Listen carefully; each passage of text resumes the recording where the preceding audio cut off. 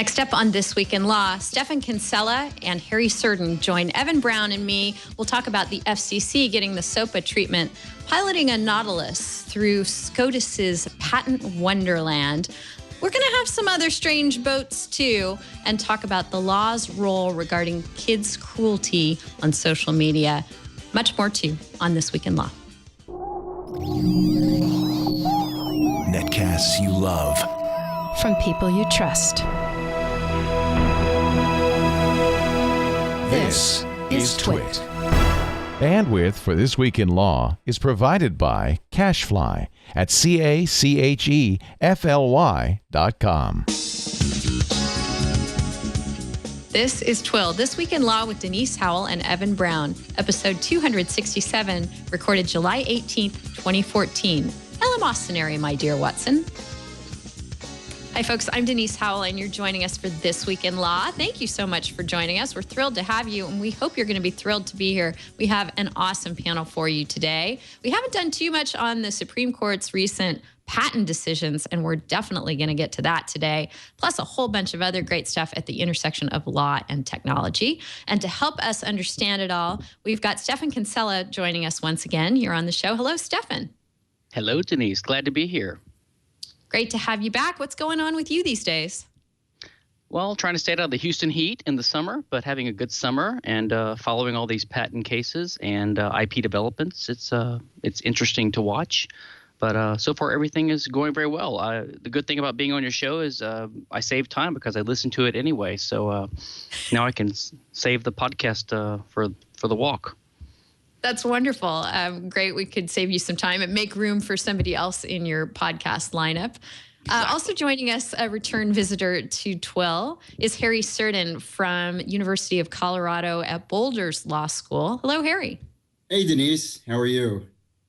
I'm doing well. Thanks so much for joining us. Great to have you back. It's really great to be back.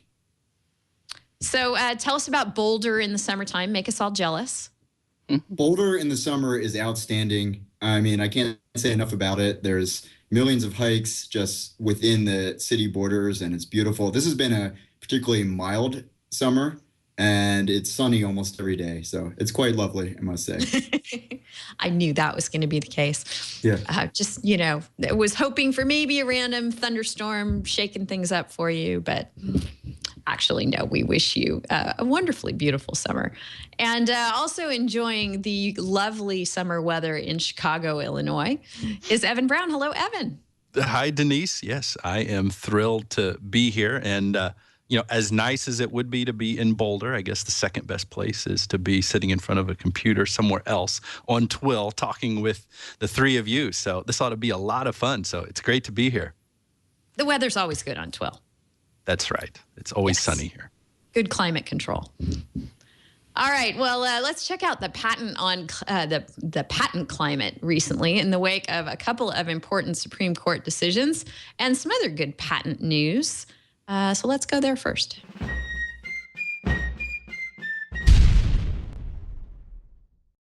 Let's head into Wonderland via a Nautilus, if we can. A couple of big cases out of the Supreme Court this year. One called Alice, one called Nautilus, and really need to have a better understanding of these because they're already being applied by other courts. So let's start with Stephan. Stephan, can you tell us the significance of each of these cases and sort of your take on them? Well, I think generally the significance is a few things. The court has been pretty much unanimous in most of its patent rulings. They have pretty much reversed the federal court, the Court of Appeals for the Federal Circuit in most of their recent holdings. And it seems like they're basically trying to clarify the law, have it be more certain, which was one of the goals of the Federal Circuit in the first place, which it seems not to have done too good a job of in recent years. And also to sort of push the rules slowly in a direction towards clamping down on frivolous patents, frivolous patent claims, patent troll assertions, things like that. And I don't think we want to get too much into the boring patent lawyer weeds, but, there are different aspects of patent law One of them is the requirement to have an enabling disclosure. Another is to have enough specificity in your claims. And the Nautilus case I thought was pretty good because it's really going to affect patent trolls a lot and companies that assert patents that have vague claims. It's basically an attempt to impose certainty on the law. One of the justifications for patent law is that it's similar to property law and that the claims set out the metes and bounds of property. And usually in the case of, say, land, you can tell where the borders are pretty easily, or at least it's determinable. And in a patent, if you have to use words to describe the metes and bounds of the patent claim, if you don't clearly define it, then you just create a lot of uncertainty. And this can be used in legal bullying by, or even extortion, as some call it, by the patent owner, because the target of the patent assertion is not sure whether they will win or not because it's not clear exactly what's claimed. To be honest, I think patent lawyers even take advantage of this. Sometimes they will throw in extra claims which have an intentionally vague aspect because they figure they may be able to get this past the examiner, and it doesn't really hurt your client to have a vague claim. The patentee, it doesn't suffer any cost whatsoever from having a vague claim in the patent as long as some of the other ones are clear, because you can always theoretically use that vague claim in defense or for offensive reasons. And so patent attorneys will take advantage of the system and patentees will as well. So I think it's good. What the court did was they basically clamped down on the standards that you can use to overturn a claim for being too indefinite. Okay, so they made it easier to do that. So I think that's a good move. And in some of the other cases, they're also ratcheting back on the scope of patentable subject matter. But probably the most important thing is the fact that most of these rulings are unanimous, and so there's at least a fairly clear ruling. I can't say the same thing about their copyright rulings, like in the Aereo case, but at least in the patent field, I think they're basically doing the CAFC's job for them. So the idea of whether we need a CAFC is becoming scrutinized. If everything's going to be appealed to the Supreme Court anyway, why do we need a federal appellate court that is effectively the junior Supreme Court for patents? Why not have a diverse multi-circuit system like we have in other federal appellate litigation where different circuits can approach the problem and they can learn from each other and the Supreme Court can decide conflicts if they have to. So that's a summary of some of the trends that are going on now in these patent cases. Right. And for anyone not too up on their lawyerly acronym, CAFC would be the Court of Appeals for the Federal Circuit, the court that hears patent cases and has jurisdiction over them. Harry, how is the Federal Circuit Court of Appeals faring these days? Let me just, before I answer that, let me just comment that I really agree that the single biggest force driving patent law at the Supreme Court for the last 10 years or so has been patent trolls. And most of your viewers may know what patent trolls are, but for those who don't, these are folks who are variously called non-practicing entities or patent assertion entities, but it's basically companies that tend not to make actual physical products, but just tend to buy patents and make their money by suing on patents, usually against companies that actually make things like technology companies or provide goods and services. So they're very controversial. It's a controversial business model to be buying patents for the purpose of suing and monetizing when you tend not to make products that people use. And this has really been a phenomenon of the 2000s, maybe late 1990s, and it has really dramatically shifted patent law. So you can read the Supreme Court's decision in Alice and in the Nautilus case as really being reactive to this context of patent trolls, trying to make it harder for patent trolls or non-practicing entities to be successful in extracting money using vague or overly abstract patents. So a very common technique for one of these non-practicing entities is to buy a patent that's quite old. So patents last for about 20 years. So patent trolls will buy a patent, maybe in its 15th to its 20 year and use a technology that was invented, 18 years ago. That's something completely different, but whose language can be arguably mapped onto a modern day technology and approach that modern day company and say, hey, it's going to cost $5 to $10 million to resolve this in an actual patent litigation lawsuit. So if you just pay us a couple $100,000, we'll go away and on to the next guy. So that's really the context. I think the best way to understand the recent Supreme Court litigation. And So we know that the Innovation Act didn't go anywhere, right? We're not getting patent reform coming out of Congress anytime soon. So are these two, and there were some other decisions from the Supreme Court sort of helping with that situation, helping flood the tide of patent troll litigation? I really think they are. So Congress is in kind of a stalemate when it comes to significant patent reform, because the backstory is there are two major industries that are at opposition with one another. On the one side, we have the pharmaceutical and life sciences industry, which heavily depend on patent protection. And in that area, by and large, the patent system is working quite well. So they put a lot of their lobbying efforts into making sure that very little changes in the current patent system for fear of hurting their interests. On the opposite side of the spectrum is the technology industry, where the patent trolls are the most active, and there's a lot of criticism of software patents and to what extent they're useful. And by and large, the consensus is that patents don't work very well in the technology sector. So they're pushing from the other side, advocating for reform. So the upshot is Congress basically reacts by not doing much because they're caught on either side. So what's interesting is the courts are kind of coming in and are the entity that are dealing with these really significant problems much more effectively than Congress has over the years. And I think the Supreme Court has done a lot of really good improvements to the patent system in the last 10 years that the Federal Circuit, for whatever reason, wasn't able to get to those same results.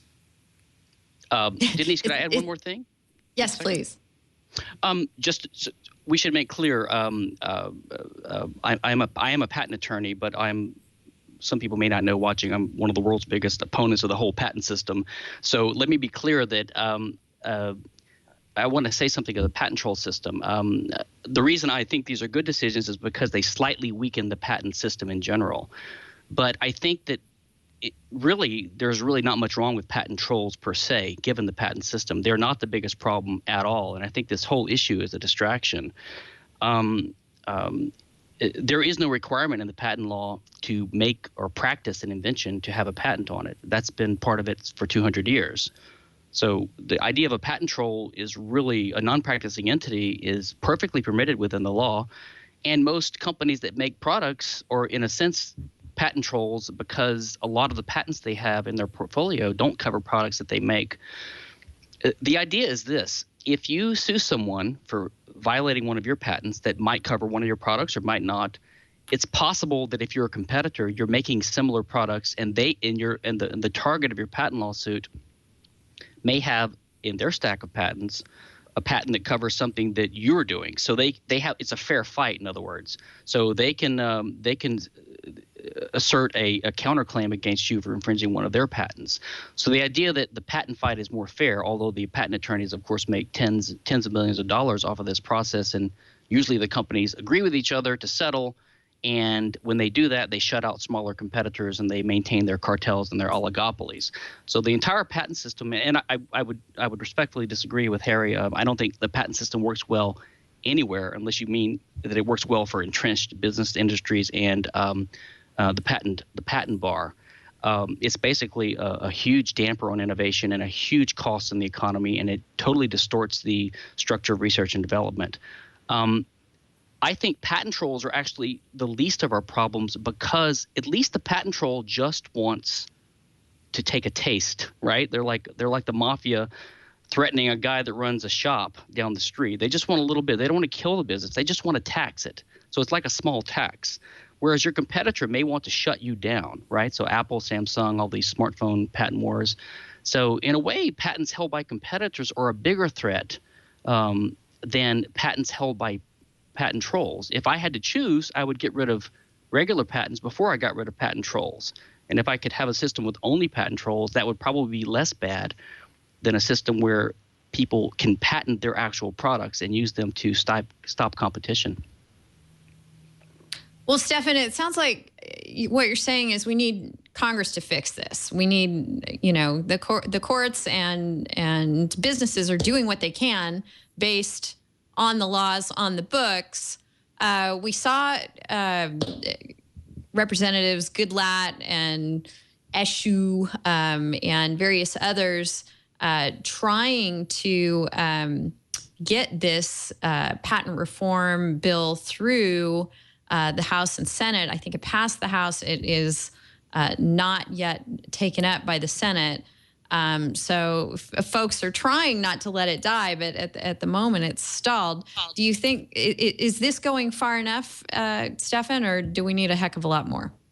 Well, so my view is even the best of congressmen on this issue only want to slightly reform the system, but there's no challenge to the fundamental idea of IP, and there's no suggestion even among reformists to do anything radical whatsoever. So any even minor change is called radical by the proponents of the existing system. The patent troll bill has been watered down already. It's probably not going to pass anyway, and even if it does, it will only have a very minor effect and pretty much only on patent trolls, which, as I said, are only a very tiny part of the real problem. The real problem is patent holders. So I think Congress is pretty much firmly controlled by the special interest lobbyists of the pharmaceutical industry and other big tech companies like IBM and Microsoft, which depend upon patents. IBM gets $1 or $2 billion a year from patent licenses. They don't want anything to threaten that income stream. So I think they're basically sucking money out of the American economy and impoverishing consumers and reducing innovation, using Congress to get their will. The only legislative change that I can think of ever in American history that has ever improved patent or copyright law was the Obama patent law from a couple years ago when they expanded the prior user rights. That's it. Every other change that I can think of ever, legislative changes. The Supreme Court has made some minor interpretive changes recently that are good. But every legislative change always ratchets up the problem, makes it worse. Terms get longer, enforcement of copyright gets worse, the scope gets expanded. There's talk about fashion rights. There's talk about copyright-like rights in bartender recipes for drinks. There's always a pressure for more and more anti-competitive laws like patent and copyright law. So it would be a surprise to me the way that the system is rigged, where Congress is basically bought and paid off by the major lobbyists. And the patent trolls, by the way, are pouring hundreds of millions of dollars into D.C. I don't see, and plus the confusion about the whole purpose of the patent system. Everyone thinks it's for the inventor and it's for innovation. They don't understand its anti-competitive origins, and it's basically mercantilist and protectionist purpose. It's what it is. It's basically completely antithetical to the free market. But as long as people confuse it with the free market, it's going to survive, and I don't see much hope for any legislative change. So these small incremental steps the Supreme Court has made, or at least some sign of hope for a slight improvement in the situation. Well, this would be a good time to... Yes, please do pick up on it, but this would be a good time to mention, since we haven't mentioned on the show yet, and just picking up on one of the themes that Stephan was mentioning there. I don't think we've yet mentioned Mayday.us on the show, but this is the organization that Larry Lessig has founded to take some of the money out of politics. And it had a funding goal. It was trying to get to $5 million on July 4th, which it hit. It's raised over $7.6 million. 110 days left until Election Day. It's trying to form a super PAC to address some of the frustrating issues that Stephan was just ranting about. I'm sorry, Harry, jump in. No, I think it was Evan. Evan, jump in. Yeah. I mean, Stephan, the things that you say about intellectual property are certainly provocative, and had I been hearing them for not the first time, they would have been, as shocking as they were the first time I heard you say them. And I hope that people are taking it seriously when you say those things, even though it is quite radical to say that IP should be abolished altogether. And so I wanted to pick up on the thread you saying it being against the free market, essentially mercantilism and all of that, and tie that into another concept that you were talking about earlier about how it's never been a part of the U.S. patent system, or probably any patent system for that matter.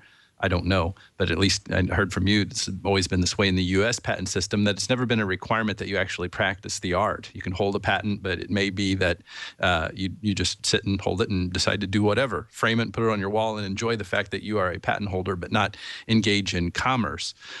Would it change the calculus notably in your mind, and would it temper any of the critical approach that you have toward this if it were a requirement in patent law that you actually do have to practice the art, actually engage in commerce, be a part of the free market economy, rather than sit back and just enjoy these sort of government-granted monopolistic rights and use them or abuse them as the case may be? Would that change anything at all, Stephan? Well, so my view is this. If you really want to improve the situation, you have to recognize the problem. And the problem is the very system itself. And so to my mind, anything that reduces the extent and scope and effectiveness of the system is good. So incompetent enforcement by the government is a good thing in this case. I don't want competent enforcement. But if I could say anything that would really help the situation, it would be just the obvious things. Reduce the term. Say patents should go from roughly 17 years to 10 years, 5 years, 3 years. That would be a big improvement. Reduce the scope would be another thing. Get rid of treble damages. Those kinds of things that just reduce the penalty it exacts on the economy. I would, I think, be in favor of a working requirement.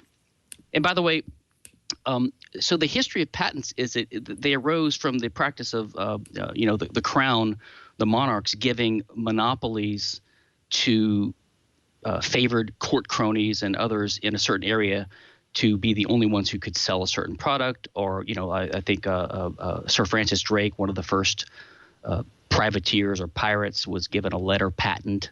Patent just means open, right, in Latin. So it's just like an open letter from the king saying this guy has the right to do this. That gradually changed with the Statute of Monopolies in 1623. You see, back in the 1600s, they weren't afraid to call things what they really were. We used to have a Department of War in the U.S. Now it's the Department of Defense. And you had the Statute of Monopolies. They knew what these things were. And that formalized the process and restricted it primarily to innovation and technological invention. Even then, it was still a helter-skelter, ad hoc type process. When the U.S. was founded in 1789 and the patent system was authorized by the Constitution, then you started having a modern system. And ever since then, you've never had to provide a working requirement. And the reason is because you have to reduce the invention to practice. And theoretically, that means you have to make a working model. But there's a doctrine called constructive reduction of practice, which is when you file a document with the patent office that describes it in sufficient enabling and other detail, that's called the constructive reduction of practice. And I think the idea behind it is that it would be unfair to penalize people that have good enough ideas they can write down on paper. I mean, there's no requirement that you have to sell the product. So I think I would be in favor of that requirement only because it would slow down and hamper the process, and it would increase the cost of getting a patent.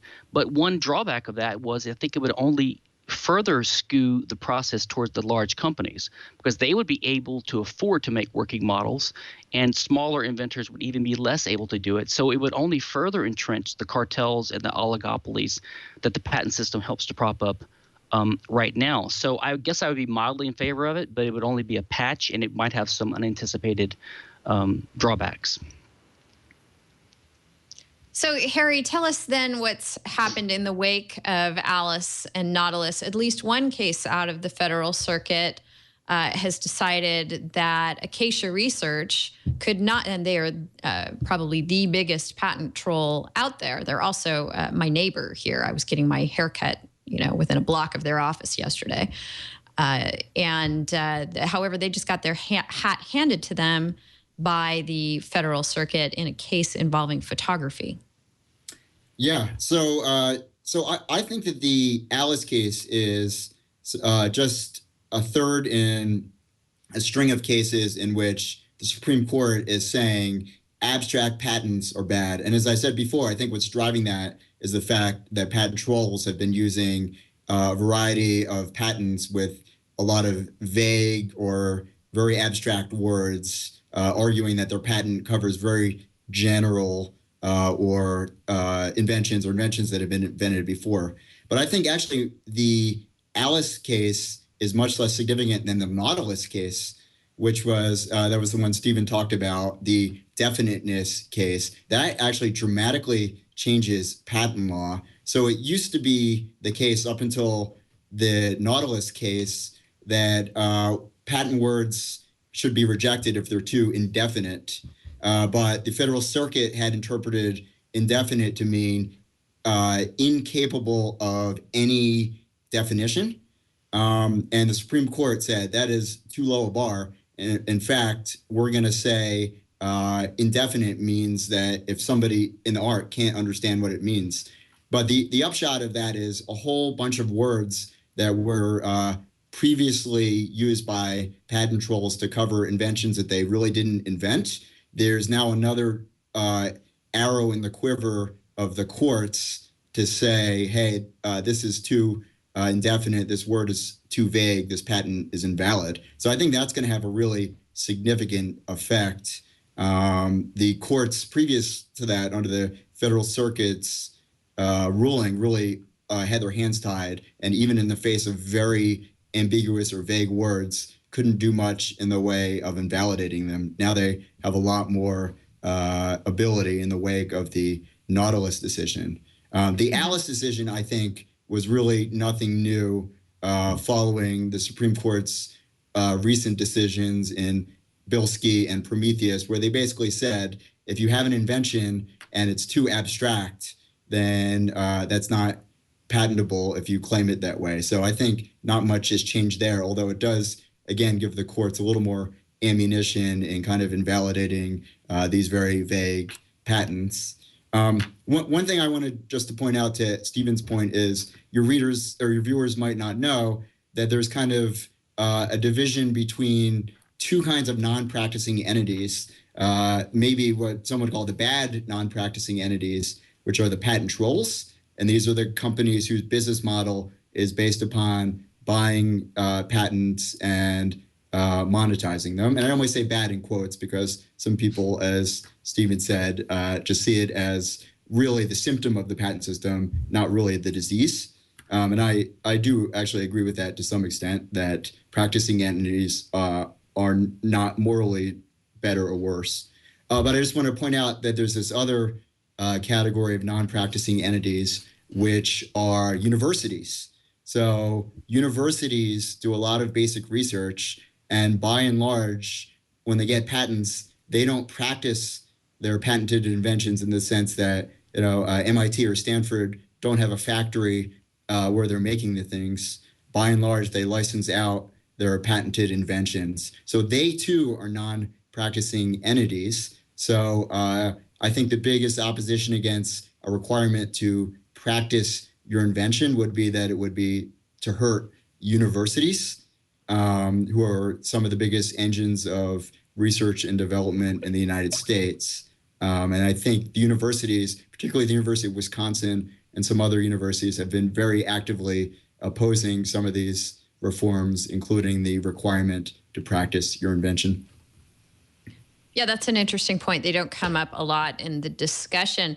They, and you guys correct me if I'm wrong, but my impression is they don't take their patent portfolios and pursue people who may be infringing.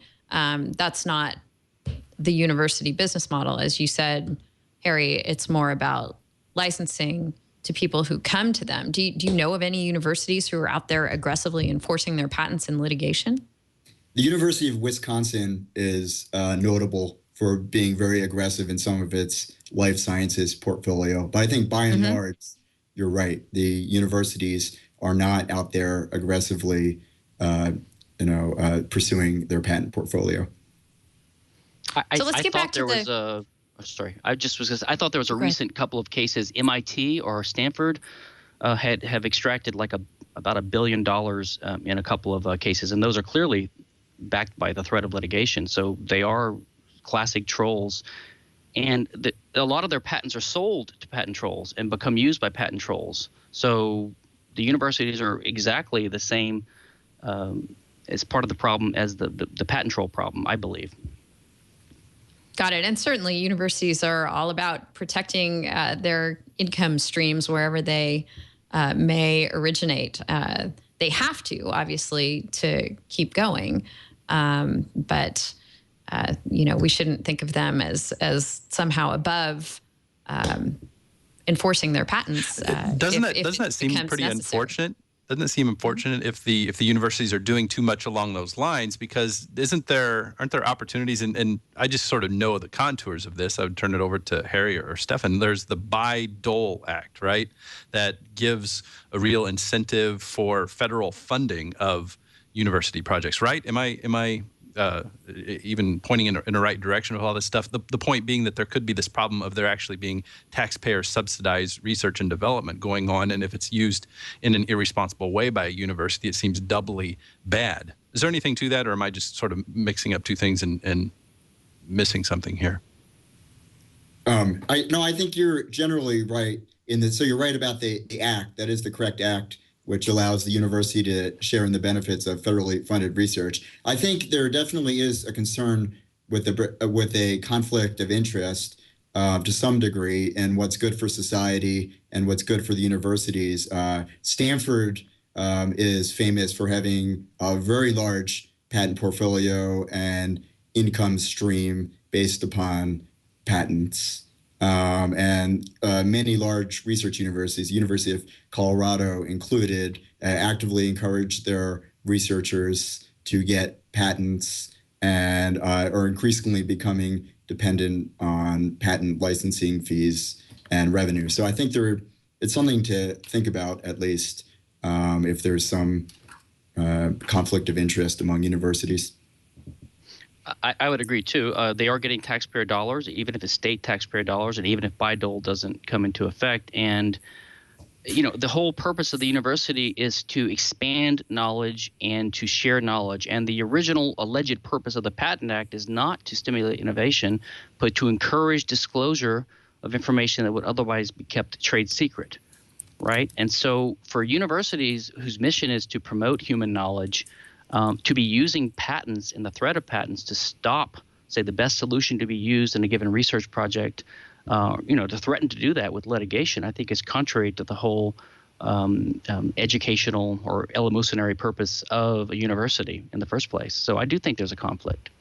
And not only that, I think it's kind of rich that a company like Twitter, for example, I don't know if we'll get to this today. This was in our rundown. Twitter's IPA, their agreement, Twitter basically has agreed to shackle itself with an agreement with its inventors so that it can't use patents offensively.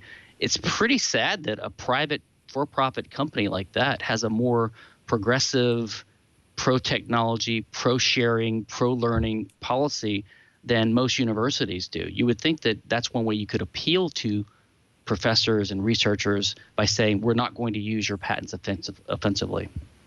And just as a follow-up, while I would say I'm not as dubious about the patent system as Stephan, and sorry, I said your name wrong earlier. I apologize. Still, one more time, it's Stephan. Stephan, okay, thank you. Third time's the charm. Stephan, as not as dubious. On the other hand, I will say, in looking at the evidence I've looked at, the benefits of the patent system are decidedly mixed. So if you look at the academic evidence, you might think that given that we have this elaborate system of intellectual property rights upon which many companies participate, that the evidence would be overwhelming that the patent system confers net benefits to society. but the actual evidence is decidedly mixed, that there are possibly some benefits, significant number of costs, and some prominent economists have advocated the elimination of the patent system. So while not everybody agrees with that, I'd say the weight of the evidence is that it is mixed with some benefits and some costs. I think many people find that surprising given how entrenched our patent system is in the marketplace, that it's not clearly beneficial to society. I like the idea of something being decidedly mixed. That's Right. That's great. I'm going to Yes. take that one down. I'm going to go ahead and jump in here to put our first MCLE passphrase in the show. Several of our listeners and viewers like to watch the show because it's educational. And I think probably all our listeners and viewers watch it for that reason. And if you're a lawyer or another professional in a field where our discussions jibe with your subject matter, you may be eligible for continuing education credit. We have a wiki, the Twit wiki, wiki.twit.tv. Twill has a page there with a bunch of information about applying for professional credit in your jurisdiction if you're a lawyer. So we put these phrases in the show in case your oversight body needs to know that you actually watched or listened and didn't just, jot down episode 267 on a piece of paper somewhere.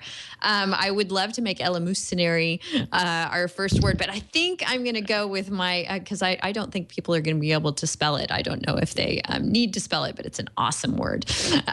I'm going to go with something a little easier to spell, which was my own sort of Freudian slip in talking about the tide of patent litigation. I believe I said flood the tide rather than stem the tide, which seems to be at least the past trend was for the tide to continue to flood. So let's make it flood the tide.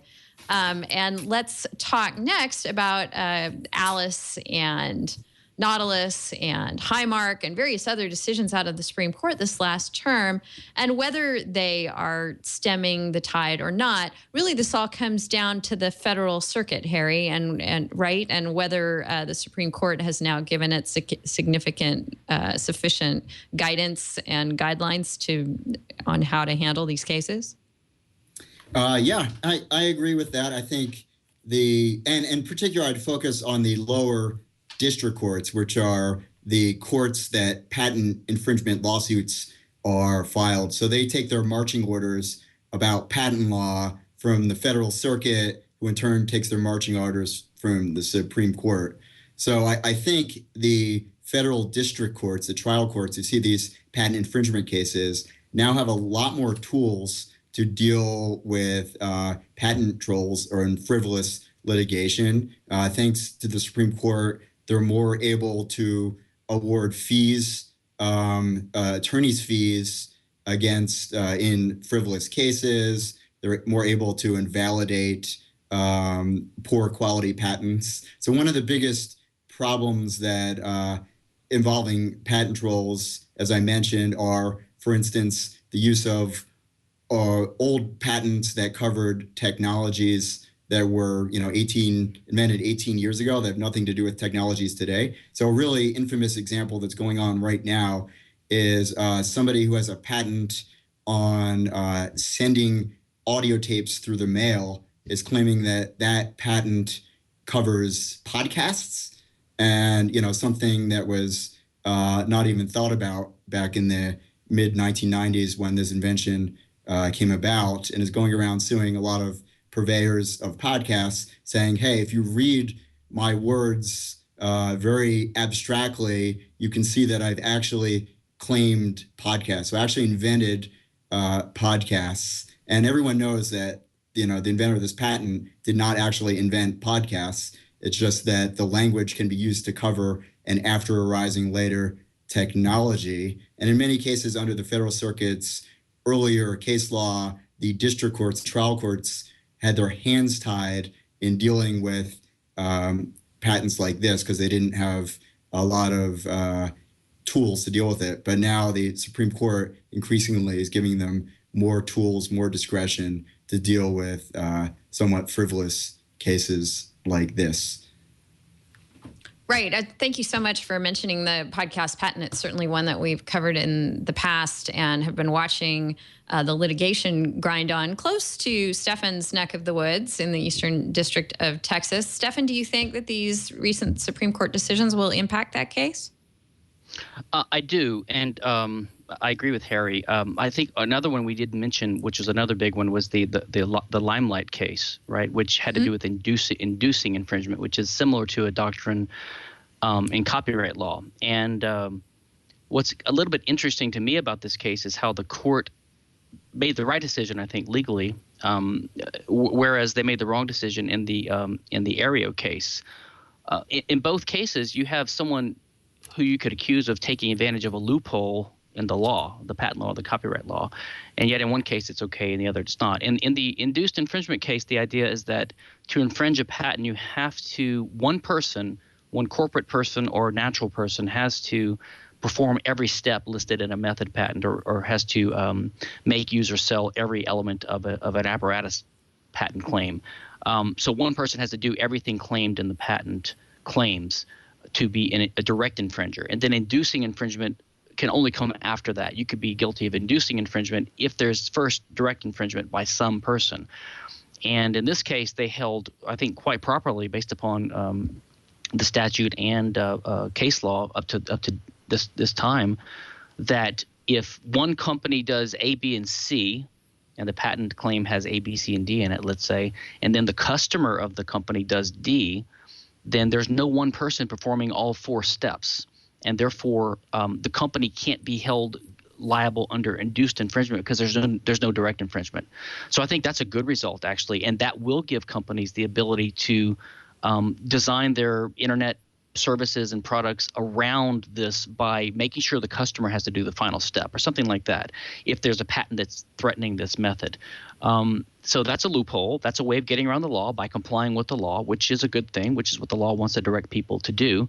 And that's what Aereo tried to do in the copyright context by complying with the way the statute is written. And the court just totally they did a Bush versus Gore type analysis, I believe. In this one, they just did a totally results-oriented one-of-a-kind thing with they didn't want it to apply outside this narrow ruling because they knew it was not an honest reading of the law, I believe. But in any case, at least in the patent field, the court seems to be better than in the copyright field.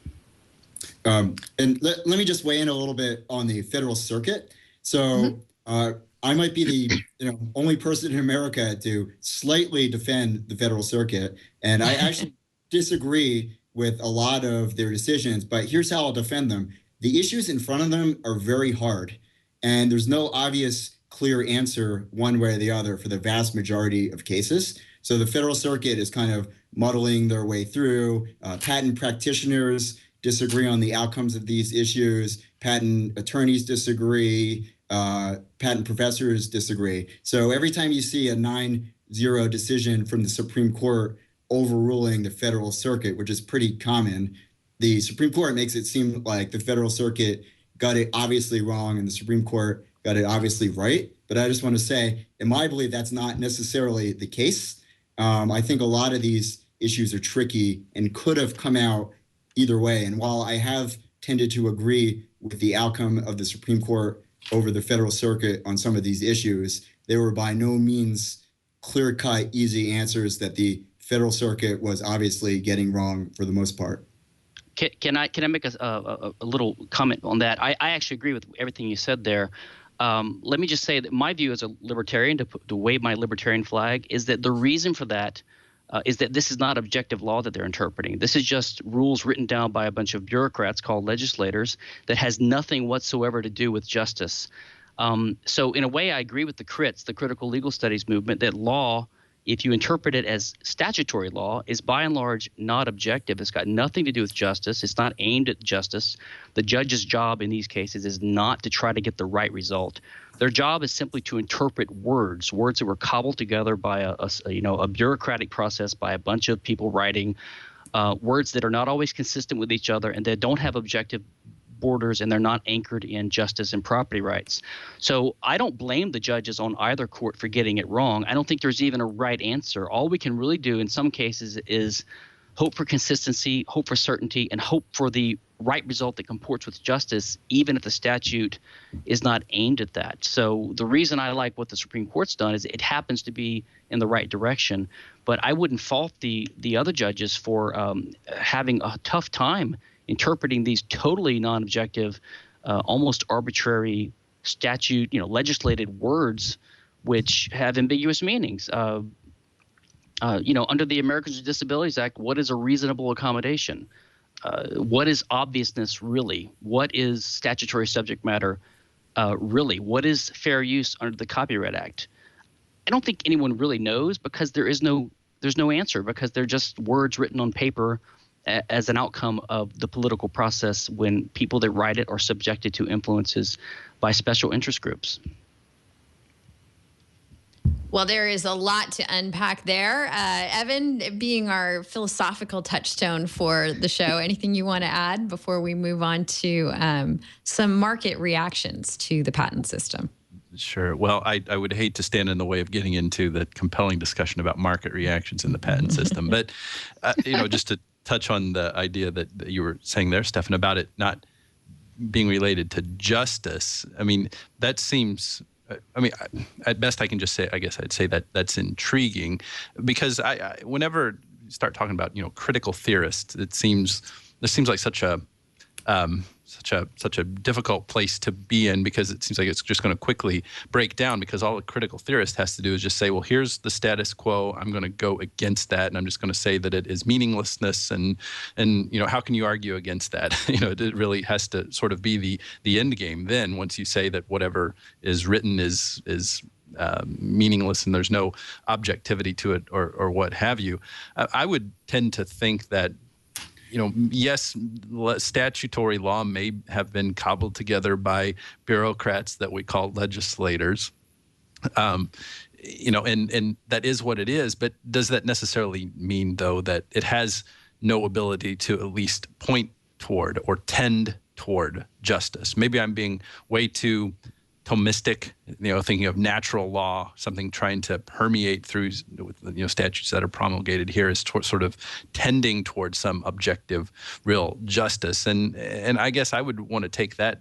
side of things as being sort of a little less hopeless and sort of less aimless in the fact that, if we're going to legislate something, if we're going to recognize interests, and yes, they do get embodied in statutes, that may be imperfect, but at least it's tending towards something that's better than the alternative, which would just be complete anarchy. So I don't know if I'm formulating a question or anything, just, sort of put that back. Let me have a quick response to that. Well, first of all, law didn't used to be thought of as legislation. It was the customary and developed body of rules that were developed by courts and decentralized processes in the search for justice. And so you wouldn't have anarchy even if you didn't have legislation, or if you didn't have as much legislation.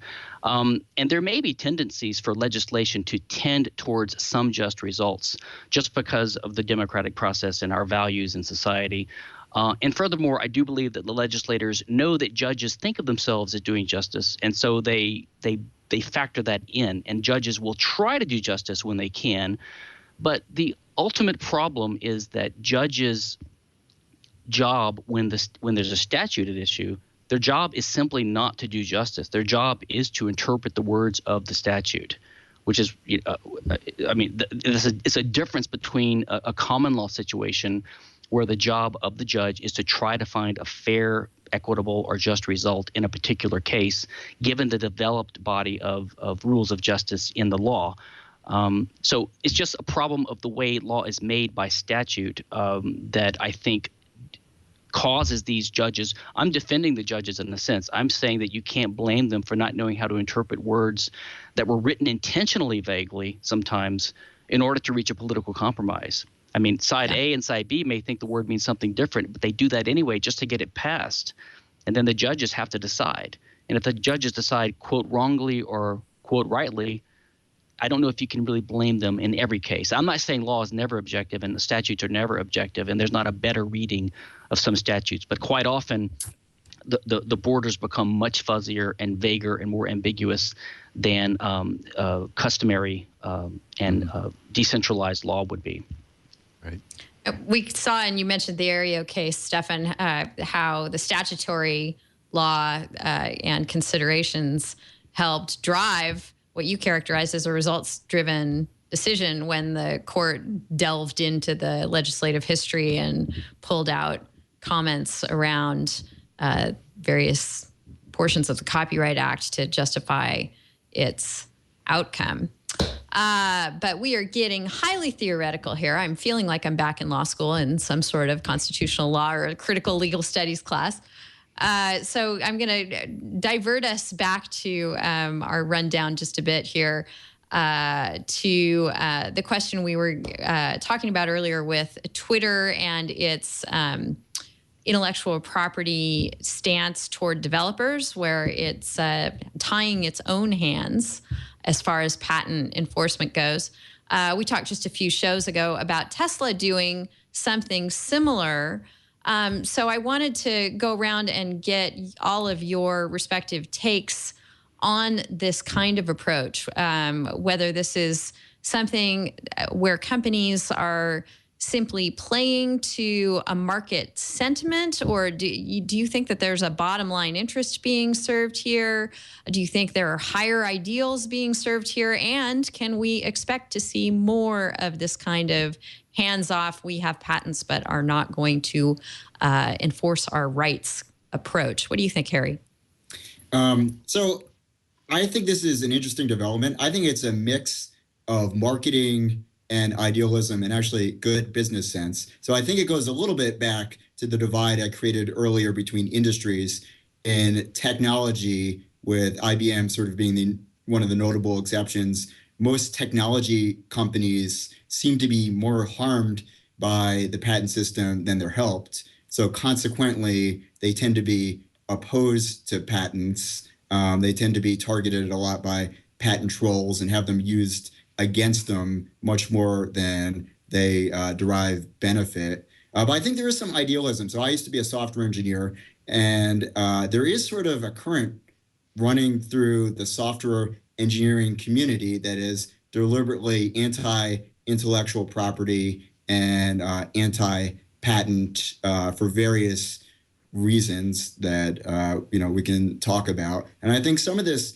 does reflect that idealism. So I think Google is actually a good example where they have implicitly pledged not to use their patents offensively, but only defensively. So an offensive patent is where you go out and you sue or you threaten to sue to get licensing fees. Defensively, by contrast, is you only use your patents in litigation after somebody sues you first, and then you sue them back in terms of leverage. And I think some of that idealism is reflected in the Tesla announcement, but it's also a bit of marketing too. So Tesla got in, front page in the news by releasing their patents by making a pledge, and that's very good publicity for Tesla. And they probably weren't going to be able to monetize them all that much. Their interest is much more in establishing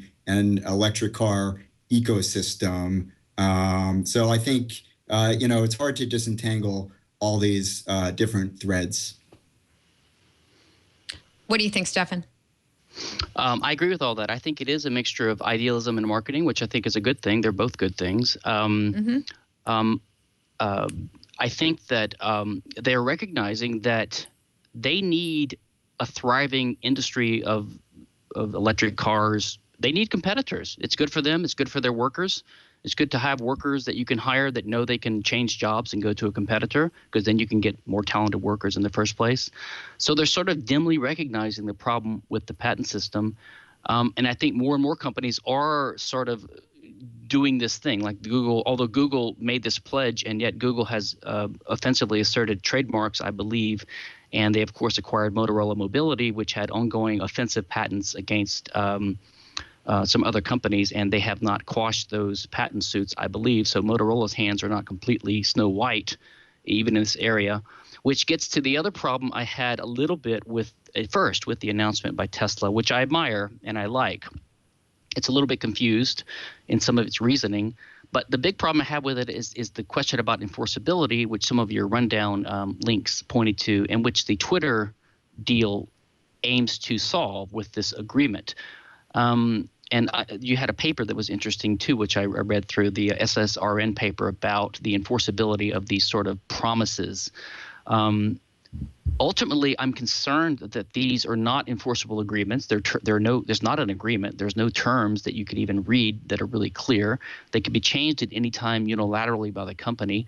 At most, I think you could hope for some kind of estoppel-based defense to keep someone from going back on their public promise, which is sort of what that article by the law professor argues that you linked to in the show notes.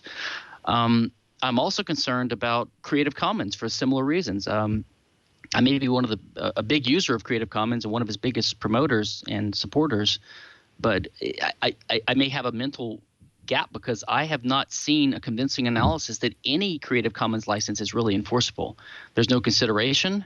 There's no clear way for the customer who gets the license to prove that he had a license. What if the website just removes the Creative Commons notice 5 months later after you've downloaded it and used it in a book? So I'm a little bit concerned about all of these things, which is not the fault of the companies trying to use them. The fault is the copyright and patent system, which makes it difficult to leave the system. I think you talked last week, Denise, about this IRS ruling, which basically says that open source nonprofit companies can't get a nonprofit 501c3 status if they don't try to enforce copyrights against people. So it's almost like the federal government is punishing you, by taxing you, if you don't use their copyright system that they foist on the economy as well. I'm not sure which one props up the other, if copyrights prop up the tax system or vice versa, but they obviously are intertwined with each other and go hand in hand. And some of my friends have even hypothesized that something similar is happening with Tesla. Tesla's been they're receiving a lot of criticism lately, partly because they're refusing to use the patent system. They're announcing that they don't like to use it either. So they're starting to get some pushback from the established players as well, because they're not playing the game and they're starting to not use the system. So as more and more companies start voluntarily renouncing the use of the copyright and patent system, I expect them to get more and more criticism for not being, good team players. Have you seen the Model 3, by the way? The Model 3 Tesla? Yes. Very sleek-looking car. Looks sweet. Yeah, they're certainly they may be getting criticism, but I think they're going to, have a product on the market that people want. I'm sorry, Harry, I digress. Oh no, that's okay. I thought the Model 3 was a cool-looking car. Yeah. Although not a particularly creative title. No. Car model.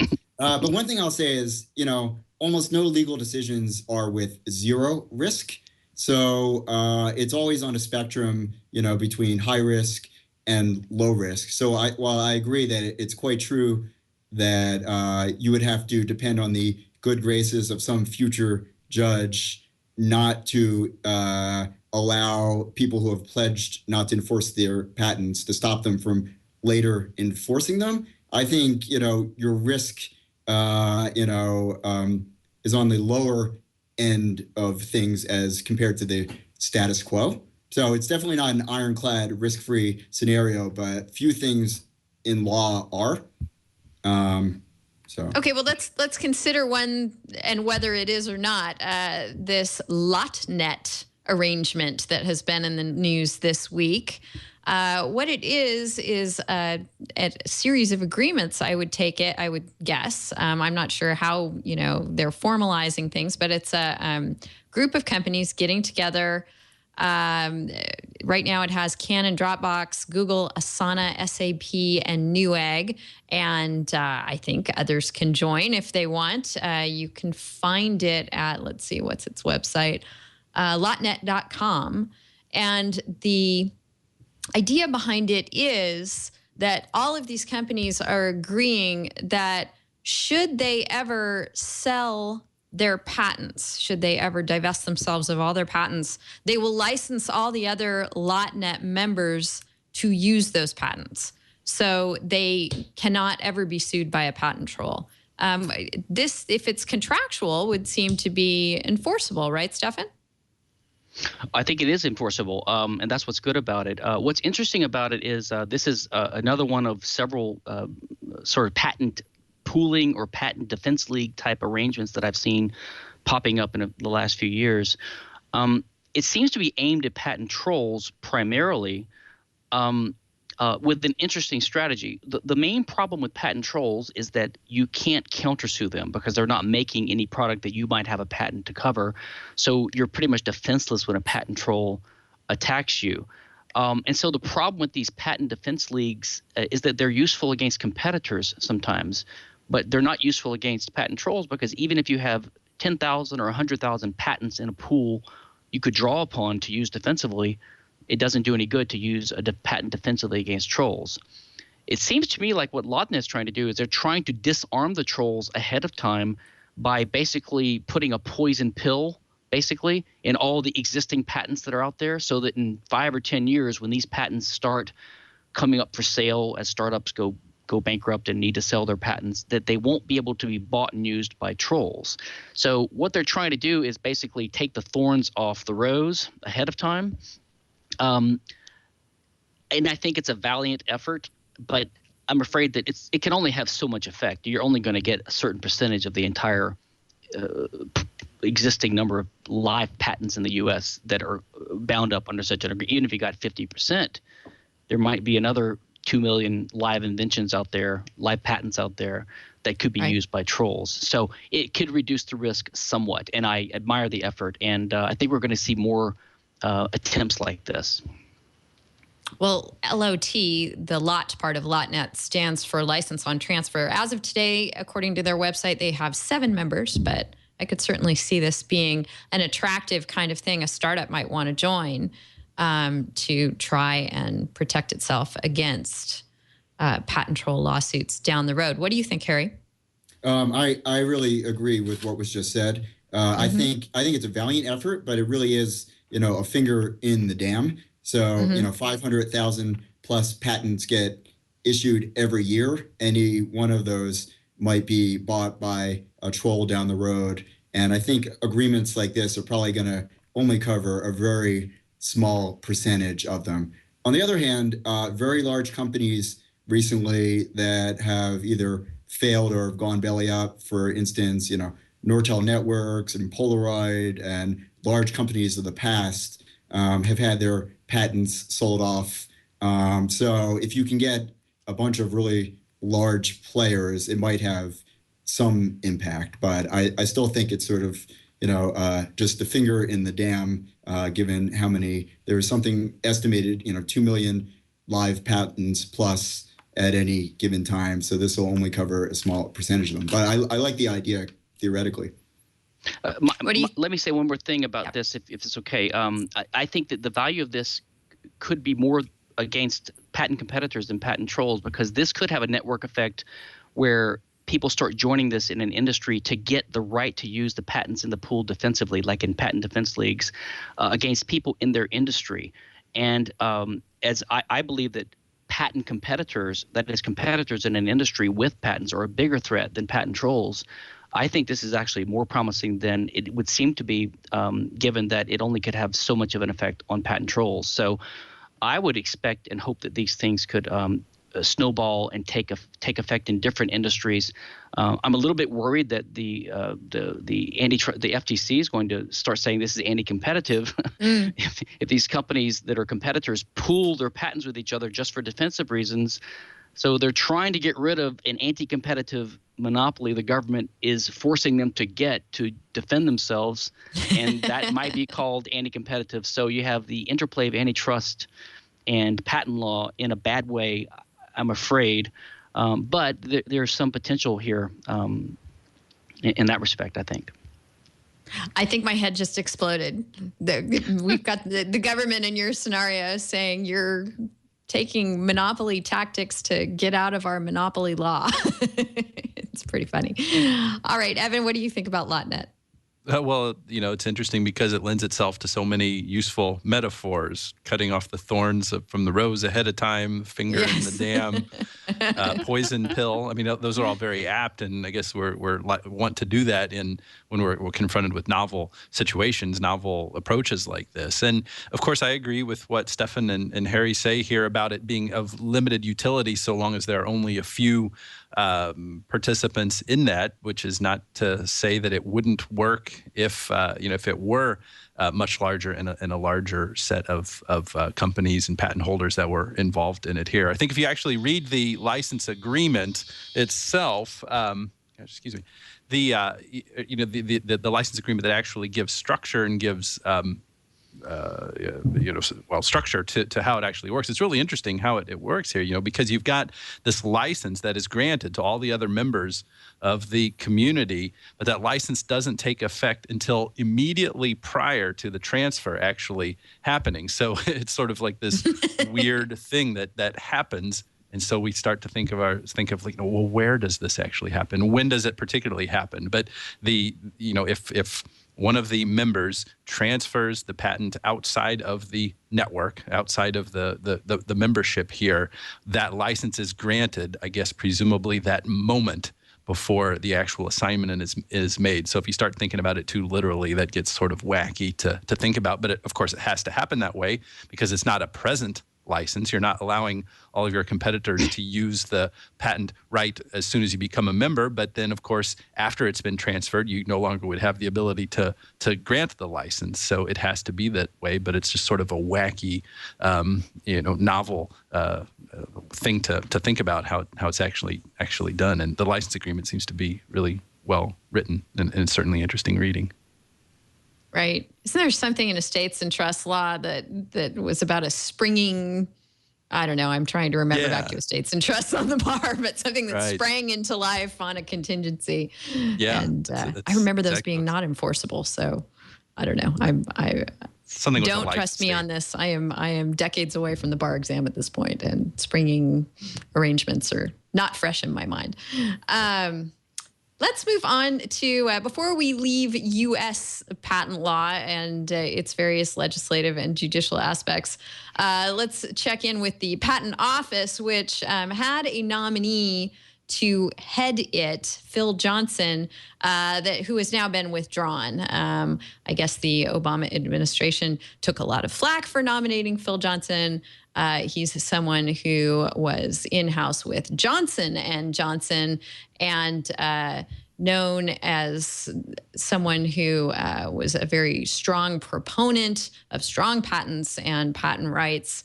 And the Obama administration decided, nope, we're just not going to nominate this guy. We've, who knows what their thought process was, but they backed off his nomination. And so Michelle Lee, former Googler, is still the interim head until we have someone nominated to head the patent office. Evan, I saw that. Evan's texting me funny things on our back channel right now along the lines of the name Johnson. So sorry, I just outed you. In any event, let's talk about whether we think that this says anything about the USPTO and Michelle Lee's tenure there. And if you have any guesses about who the next nominee might be, now would be the time to toss them out. What do you think, Harry? Well, I just want to say I don't know Phil Johnson and his qualifications, but I will say I think it is important for the Obama administration to be putting forth somebody who is committed to really improving the patent office and experimenting and trying to make things better. And I think Dave Kapos, the former head of the patent office, did an excellent job. He was very willing to experiment. So somebody in that mold, I think Michelle Lee would be an excellent choice. I think she's eminently qualified. And as to Phil Johnson, whether or not he was probably very qualified, but I think appearances are important. And I think it's important not to pick somebody who comes to the table kind of with an overhang of a predisposition one way or the other. And I think that was his problem. The assumption was that, it was going to be the status quo. That may or may not have been true, but it reminds me a little bit at the FTC, Tom Wheeler, who's a former cable lobbyist, may or may not be predisposed towards favoring the cable industry, but the fact that he had that position sort of clouds everything that goes forward. Right. Stephan, any thoughts about heading the USPTO? Denise, congratulations. You finally found a topic about which I have no opinion whatsoever. Yay! I didn't think that was possible. Do I win some kind of prize? I've been a registered patent lawyer for 20 years, and I didn't even know the PTO director had anything to do with policy. So this is obviously not something I care much about. I did interview Todd Dickinson, though, one time when I was an associate patent attorney in Philadelphia. So I did meet one of the earlier patent directors, but no, I don't think it matters, to be honest. Okay, Evan? Yeah, the same thing. I mean, just sort of to take off on that, it seems like it's a very political decision. I don't think there's as much policy making as what there is at the FCC, to tie in with what Harry was saying about the comparison to Wheeler, who brought a lot of political baggage to this as well. So there's certainly something to avoid in as much as this is a political position, a political appointment. These appearances could really detract from that. So I think it only makes sense that things are transpiring the way that they are. Okay, I think we have to make no opinion our second MCLE passphrase for this episode of This Week in Law. There we go. We've got two of them in there. And before we leave the topic of patents, let's talk about Apple briefly and the fact that it appears Apple is in a battle for its ability under Chinese patent law to be able to put Siri into its phones sold in China, because there is a patent holder in China who has a patent it claims covers the Siri technology. So I guess this just kind of highlights that as much as we can try and tinker with the patent system in the United States, all bets are off if you need to sell in an enormous market like China, right? Uh-huh. Once again, no opinion. Well, what do you think, Harry? I will say that the intellectual property system in China is very selectively enforced.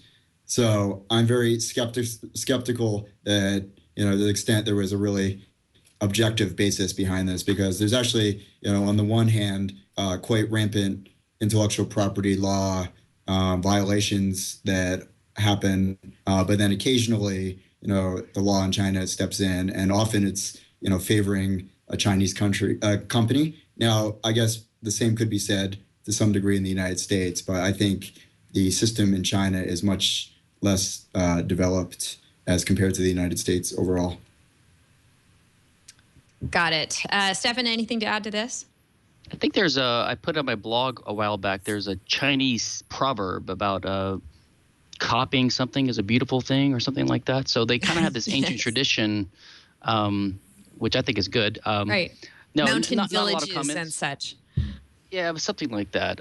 But I guess you could have a little Schadenfreude here and say, live by the IP sword, die by the IP sword. But I don't think it's a good thing ultimately. Although, as a frustrated user of Siri, I don't know how badly this will hurt them, to be honest. I think a more important case is there's another one. I don't think it's in the rundown. There is a patent troll who I think is poised to collect royalties from Apple for all iPhone sales for like the next 10, 15 years, and for getting 1% of every iPhone sold. And apparently that's about $400 million a year. So we're talking about a $4 billion, $6 billion payout if this patent troll goes through. So that could be a more substantial patent hit coming Google's way. I think they can probably get out of this one with enough money. Apple's way. Yes, Apple's way. Sorry.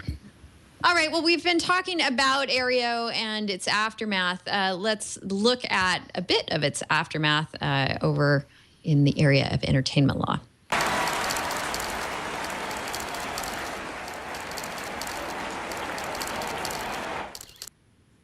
So we mentioned that immediately after the Aereo decision, Fox went into the Ninth Circuit and said, hey, you know, this directly impacts part of our case against Dish. They're suing over Dish's Hopper technology, but also over some streaming where Fox contended that Dish was doing basically the same thing that Aereo was doing. And if Aereo shouldn't be able to do it, then Dish shouldn't be able to do it either.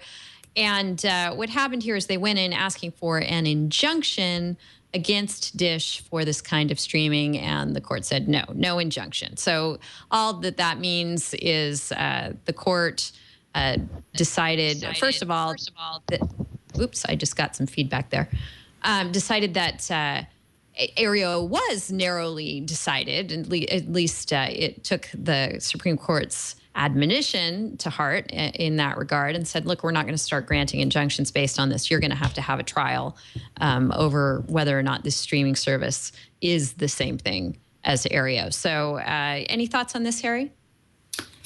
Yeah, so I think that as was said earlier, the Supreme Court took great pains in Aereo to try to limit it to the facts of Aereo. Now, just because they tried doesn't mean it's always going to happen. So I think this is one example where you have a different technology and the court recognized that they didn't apply, the Aereo didn't apply. But I think the sort of larger commentary with Aereo is that we have laws that were developed in the 1970s that are being applied to the technology of 2014.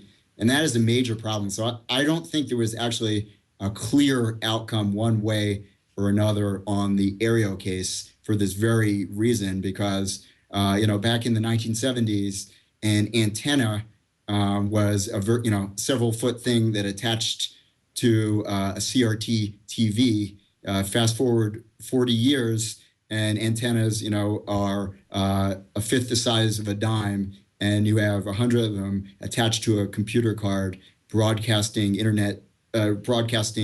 TV over the internet. These are ideas that just simply didn't exist 40 years ago. So I think it speaks to the fact that maybe the Supreme Court and the courts are going to continue to struggle with new technologies that were not anticipated, kind of an antiquated legal framework. But the other point I'd say, in Aereo's defense, the Supreme Court was sort of critical that they were taking advantage of loopholes. But Aereo was very much following the state of the law in their circuit, the Second Circuit. So I think it's hard to say that they were taking advantage of loopholes when what they were doing was actually the law of the land in their circuit until the Supreme Court found otherwise. Evan, would you have been stunned if the Ninth Circuit had decided to go Fox's way here and grant an injunction? Well, I think that would have been sort of an unusual thing for the court to do in that stage with a preliminary injunction here. Because when you actually read the Ninth Circuit's opinion, it doesn't talk about Aereo. It talks about just the real analysis that's going on here as to whether Fox had shown an irreparable harm. So there were plenty of other reasons for the court to deny a preliminary injunction other than just the simple, narrow fact that it is or is not a lot like Aereo. There were other factors here besides the likelihood of success on the merits. So given the fact that this litigation over Dish's technology has been going on for a long time and the technology has been out since January of 2012, it comes as no surprise that there is no preliminary injunction at this point, which, as I think is pretty clear by implication here, doesn't mean that ultimately this technology won't get Aereo'd. It could. That's not what the holding is here, or that's not what the conclusion is here from the Ninth Circuit having done what it did. So there's plenty more to be written about this, the way that Aereo may or may not apply to Dish Network's technology. Right, and this case is scheduled to go to trial next January. Stephan, any thoughts on the role of Aereo in this case, or on Aereo's sort of wholehearted adoption of its new cable company moniker? Well, I think Aereo is playing it smart. They may still find a way to survive by doing like 5-10 minutes of time shifting at the customer's request, so that there's not a transmission. to the public. I don't know if they can make it. I wasn't surprised by this. I think that there was no irreparable harm shown. I'm afraid Dish will ultimately lose.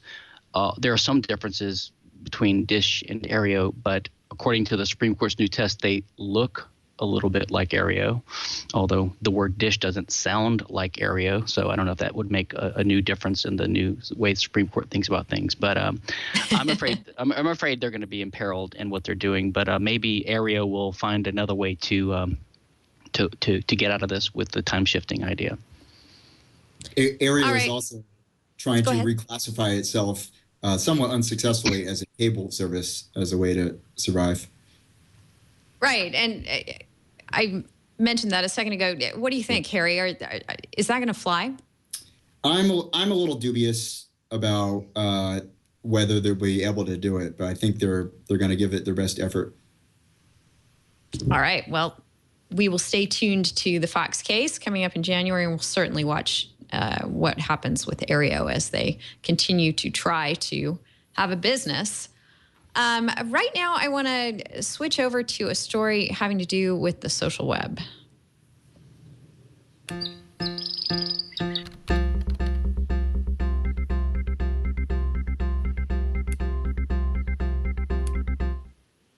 A couple of stories, and I got to warn you, they're depressing as anything. Usually we think of the social web, we think of grumpy cats being the most depressing thing that might come your way, and we think of the great things that the web becoming more social has done. You know, people are getting funded. People are able to reach audiences they never could. I don't think anyone would argue that the social web has been a huge social boon in many, many ways. But it also, as we can see in a couple of stories, one of which was tweeted to me by our very loyal listener, Totally Fried, who is great about tweeting us stuff and putting stuff on our radar. A couple of stories showing how when you add a social component to an already terrible situation, a bullying, harassment kind of situation, it can become exponentially worse. And in this particular case, there was a 14-year-old boy in San Diego attending public school who got sent out of his classroom for eating sunflower seeds in class, not allowed. So he's wandering the halls. Apparently he was not told to go anywhere else, and had some time on his hands. And very soon he had other things on his hands, in the restroom at the school. And although the poor guy thought he was alone, he apparently was not, because another schoolmate was in there, captured the events that transpired on video, and then shared them, with the public, including many, many students, members of his school, knew what had happened. Unfortunately, the kids' parents never knew what happened, didn't know what was coming their way, because they went on a family trip for Thanksgiving, and this was just a couple of weeks after this all went public.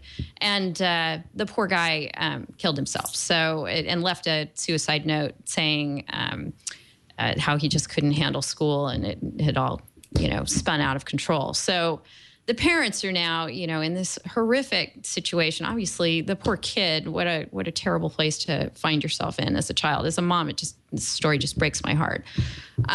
So the social media component of it, I think, is interesting. Just, it would have been awful just to have stories like this being told around school, but because it happened, who knows why the kid didn't tell his parents. Maybe they could have done something to make the situation better. But really, the fact that everyone saw this video is what made it so awful for the guy. And then, in an even worse kind of situation, up in Northern California, there was an episode involving a high school girl who passed out at a party, and some boys who decided to physically take advantage of her and film themselves doing it. I'm not sure if it was photographs or video, but what have you. And then again, went viral, and the girl reacted badly. And once again, there was a suicide. We have a law that may get enacted in California called Audrey's Law as a result of the latter case. And among the things that it would do is if indeed a minor is convicted for some sort of sexual crime, if they have taken the step of sharing pictures or texts of that crime to harass or humiliate the victim, they would have a year added to their sentence. This Audrey's Law also would have court proceedings for teens prosecuted under it made public. Ordinarily, minors' court proceedings in this kind of case would not be. So that is pending. And I wanted to toss it out to you guys just to talk about the aggravating role of social media in these kinds of situations and whether the law should play a role in it. In the San Diego case, the reason it's in the news right now is the parents are going to sue the school district, it sounds like, for not taking more steps to protect their son. I think when the video was going around, they haven't filed a lawsuit, so I'm not sure what their claims are at this point. But there's also the aspect of, what do you do to the boy who posted everything, made it public? According to the article in our rundown, you can access all these links at delicious.com/thisweekinlaw/267 for this show. The San Diego County District Attorney's Office declined to say whether the boy who the claim says took the video might face charges under the state's anti-bullying law. However, a spokesman for the district attorney said a hearing is set for July 23rd in juvenile court on the matter. So there are a couple of aspects there to consider. If you're going to make something like this widely public and you're a minor, what sort of consequences should there be, and what sort of consequences should there be for a school to police all this? Stephan, I'll start with you. What do you think about all this?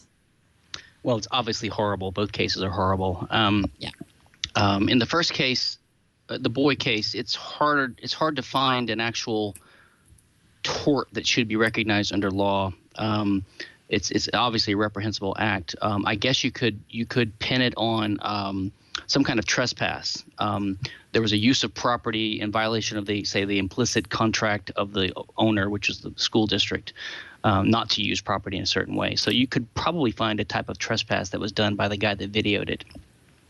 And of course, in the case of the girl, we already have laws against assault and rape, which sounds like is what happened. And so I see no problem with the law enhancing the penalty or the damages to be awarded if there's a violation of rights, and then if it's exacerbated by, say, publishing photographs which make the injury done to the victim even worse. So I see no problem with those kinds of things being taken into account, and I think they should be. Whether the extra year is the right way to go, I don't know, but these are obviously horrible things, and I think in these cases prevention is, of course, more important than how we deal with it after the fact. But they're sad cases.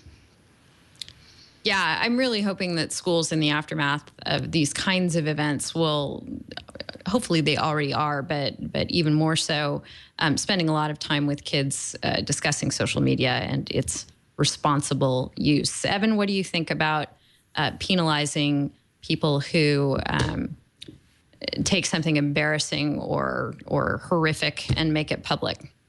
Well, I mean, with social media, that has the ability to enable someone to inflict greater harm than other methods. It's much worse than an idea or a rumor, just going from person to person in the context of actual, talking to people in the hallway or what have you. With social media, it has potential for wider distribution, and there's also this idea of the permanence of it as well. This digital evidence could be around on the web in some form for a long, long time. So no doubt it has the ability and the capacity to aggravate the circumstances. And for that reason, it ought to form a basis on which to enhance the sentence or somehow raise the level of culpability that actually happens, or the responsibility of what actually happens here. Make it a worse kind of crime, a higher form of criminal liability is what I'm trying to say, whether I'm saying it inartfully or not. Mm-hmm. The concern that I have is that when you single out a certain mode like social media to be that which should be the basis for that enhancement, I think what it can lead to is ideas of zero tolerance. And because there's social media, well, then this was inherently much worse, and so therefore there shouldn't be any mitigation going on because of this aggravation. Any aggravational aspect of this would offset any kind of mitigation that may be present because of other things going on in the context. The best comparison I can make of it is the ridiculousness that you see in a lot of situations now with zero tolerance for guns in schools. Of course, guns in schools are a terrible thing. It's one of the worst things that is present in our society today.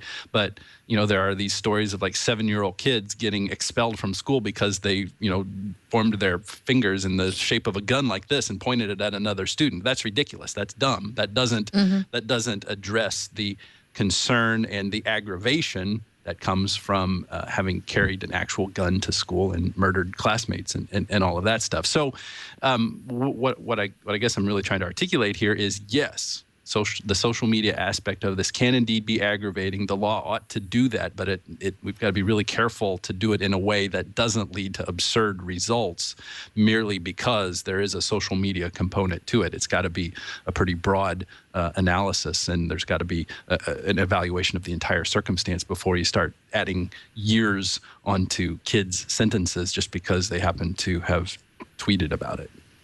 Yeah, I totally agree with you, Evan, and think that it's so, and I know because I'm a mom, and these stories impact me very viscerally, and it's so possible. It's probable even in that kind of situation that people will overreact and want to take measures that may be overbroad. In trying to make sure that something like that doesn't happen again, and specifically does not happen to their child. So I think it's a really dicey kind of situation that we have to watch carefully. We are talking about minor kids in all of these situations, both the victims and the cyber bulliers, if we want to use those terms. And I should mention in the Audrey's Law case, too, that, when I first heard about this case, the word rape was used as to what happened to the girl. And maybe technically under the law, that's what this was. But without getting too graphic here on the show, there was no penetration. It was more of a touching than anything else. Anyway, I'm not going to go too much into the details. You can read the story and get what I'm talking about. The reason I'm going into the details is I could see where the boys involved. First of all, the boys involved, obviously terrible, terrible thing that they did. Should have been parented better to make better decisions, etc. But I could see, in a situation like that where they're just kind of not thinking they're doing anything too terribly bad, that they're just kind of messing around. That rape is not a word in their head as they're doing this. So again, maybe that's an educational issue, but I think it has to factor into, what do you do with a child who has done this? Obviously, you don't want to be dealing with it after the fact. You want to be taking proactive measures to make sure that it doesn't happen. But, if you try to put yourself into the shoes of the parents of the boys in the Audrey's Law case, you might find that all of a sudden you think the law is getting pretty harsh here. Harry, what do you think about all this? I certainly agree with all that's been said. It's a really tragic circumstance. And I want to echo something you and Evan said, is that I think we're living in a world now where social media has the ability to magnify harms of the past that may not have been so problematic. And we're living in a new world where we have to deal with these situations, which, in the past 30 years ago might have been just a harmful rumor, now can explode on the internet in a video or posting that really drive these drastic circumstances. And technology brings benefits, but it also has its costs. I think similarly, and really to echo a theme you just said, which is, I think the social media allows teenagers to make bad decisions much worse than they would have been in the past. So, not to defend the bullies in this case, who I think did a terrible thing, but, teenagers have underdeveloped impulse control and risk-taking, and social media allows them to turn bad decisions into really bad decisions that lead to tragic results. So it's something we just need to be aware of in this new world, and it's not really going away. From a larger level, I would say, as a law professor, I am definitely skeptical about any law that tends to be a reactive law that reacts to a particular incident. So without having looked at the details of Audrey's law one way or the other, I just want to say in general, laws that get passed in response to a particular incident have a tendency to have unintended consequences down the road. And I'm really not a fan of sort of emotional, reactive lawmaking of this way, generally speaking. Yep, something to be very, very cautious of as you try to deal with these situations and make policy decisions around them.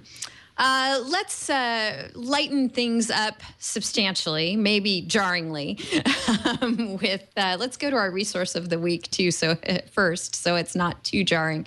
The net neutrality debate has somewhat soaped the FCC site as it was trying to deal with all the comments it was getting this week. It had an initial deadline of July 15th to close the initial comment period on the pending open internet proposal. They've gone ahead and extended that to tonight at midnight Eastern time. If you have not gotten in your comments to the FCC, now would be the time. If you need some refreshers on net neutrality, of course, there are lots of resources out there for it. But if you wanted a more lighthearted one, the people at College Humor have done one. So I just wanted to point you toward that briefly. Bruce, I am your father. Hi, I'm Adam. And I'm Emily.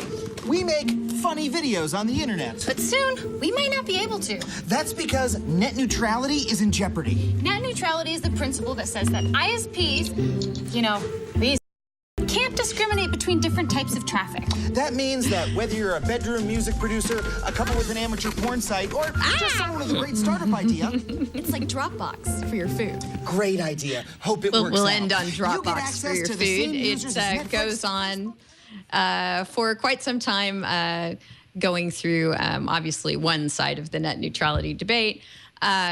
So, I would encourage you to seek out more detailed and serious resources on net neutrality. But every now and then you have to lighten things up. And the main point here is that Friday tonight is the first deadline, and then September 10th will be the deadline for reply comments to the FCC. Yes. Let me also give a shout out to, if you haven't seen John Oliver's hilarious and brilliant take on net neutrality. You can find it on YouTube. I think really funny and just a brilliant piece of social commentary. I think it's a nice complement to the video you just showed, both informative and humorous as well. And he just seems to nail that informative and humorous milieu. So good for him, or métier maybe is what I'm thinking of for John Oliver. So yes, definitely check those out. And once again, pay attention to net neutrality, get those comments in. And bears mentioning here too, they've topped 1 million comments to the FCC and are closing in on the record number of comments on any issue that the FCC has ever received. That was 1.4 million. And guess what that was on? That was for the Janet Jackson clothing malfunction at the Super Bowl. So arguably, this is a far more important issue. So hope you're paying attention. And our tip of the week would be for anyone wishing to make a boat in the country of Japan that is a digitally accurate rendering of their vajayjay. that has been found to be illegal in Japan. So there's a really hysterical YouTube video on this that highlights the poor artist who wanted to make it was sort of like a kayak. That she had digital scans done to make it an accurate representation of her nether regions. And the whole point of this artist's work is to demystify the pussy, as she calls it. And she makes iPhone cases and various other things. Here she sought to make a boat, but no, it violated the country's obscenity laws. So our tip would be, I guess you can't do that in Japan. Sorry, anyone who had similar designs. The irony of all this is too that apparently fertility parades in Japan are very common with full three-dimensional renderings of the male genitalia, but that apparently is not problematic under the law at all. So a bit of a double standard going on there. Our tip would be not to make your vajayjay a boat in Japan. So I hope I've sufficiently lightened things up here at the end of the show. It's been so fun talking about both heady and lighthearted issues with Harry Surden from the University of Colorado at Boulder. Harry, so great having you back. Thank you so much for having me. It's really been a pleasure. Always enjoy doing this, so thank you. Good. We'll definitely have you back again. Tell us, though, in the meantime, what you have coming up, if anything, folks in the area could come by for or keep an eye out for, or anything folks online could. Absolutely. So once the semester starts up, which for us is late August, it's coming up, the University of Colorado Silicon Flatirons has a series of really interesting conferences on privacy, patent law, internet law, open to the public. So come on. There's a lot going on at the University of Colorado in terms of entrepreneurship, intellectual property law, computers and law. So come on down if you're in Boulder. We're always happy to see you. Great. Would love to do that when we're in town. Well, obviously great to get to Colorado whenever you can. Stephan, I love getting to Houston too. I was reminiscing with a friend who has a youngster about the age of mine that pretty soon we're going to have to get on over to NASA and take them on the tour. Other than interesting space tourism, what else is going on in your neck of the woods? Well, I am working on a collection of my law review articles and essays called Law in a Libertarian World, which should be coming out as a book in the next 6 to 9 months whenever I finish it up. So I'm working on that. And another IP monograph called Copy This Book. So that would be another year or so. So I'm working on those things in the background while I'm doing my legal practice and raising an 11-year-old and trying to keep the fort under control here. But everything is good. And I really appreciate the show. Nice to meet you, Harry. And it was as enjoyable as ever. So great to chat with you again, Stephan. And yes, raising an 11-year-old in addition to everything else you have going on is definitely a lot to juggle. So good luck with that. And Evan, you've got your hands full too in that regard. Yeah. Are you done with that Japan story yet? I'm done with the Japan story. Okay. Once again, you can blame, I think it was again totally fried, or it was someone else on Twitter who pointed me toward that. And I went, okay, that's going to be our tip. Okay, good. I can't believe you were getting after me for the things I was Skyping you when you were. I know. Yes, great fun. Yeah, as certainly lived up to the expectations. I knew this would be a fun conversation with you, Harry, and with you, Stephan. Lots of fun. So great way to spend a Friday afternoon, especially in the summertime. So good times. And it was great to be here. Wonderful to see you as always, Evan, and enjoy the rest of your weekend here at the end of the summer. We don't have any breaks coming up anytime soon. We'll let you know if we do as the summer winds down. So we're just going to keep on chugging away. We're going to keep on posting shows at twit.tv/twill and at youtube.com/thisweekinlaw. If you've missed any of our other recent shows, that's where you're going to find them. What else? You can watch us on Roku. That's always a fun way to go. And in iTunes, et cetera. And if you want to send us just completely facepalm stories that you'd like us to put on the show, the way to do that would be to send us a tweet. Evan is Internet Cases, and I'm D. Howell on Twitter. Or if you have a more lengthy exposition you'd like to give us, head on over to our Facebook or Google Plus page, and we'll chat with you there. Or you could email us. Evan is Evan at twit.tv. I'm Denise at twit.tv. We love hearing from you, however you decide to get in touch with us, because really we couldn't do the show without you. You give us so many great ideas and suggestions, keep us up to speed on things that we haven't been paying attention to. So we really, really appreciate all the help. And with that, we'll go ahead and wrap up this episode of This Week in Law, and we'll see you next week. Thanks for everything. Take care.